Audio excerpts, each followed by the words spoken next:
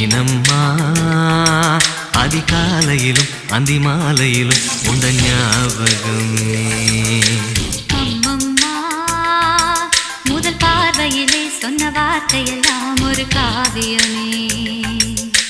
சின்ன சின்ன ஊடல்களும் சின்ன சின்ன மோதல்களும் மின்னல் போல வந்து வந்து போகும். மோதல் வந்து ஊடல் வந்து முட்டிக்கொண்ட போதும் இங்கு காலம் மட்டும் காயமின்றி வாழும். இது மாதங்கள் நாட்கள் செல்ல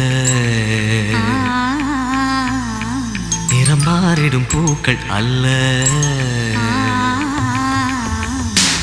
மீனம்மா அதிகாலையிலும் அந்தி மாலையிலும் உந்த ஞாபகமே.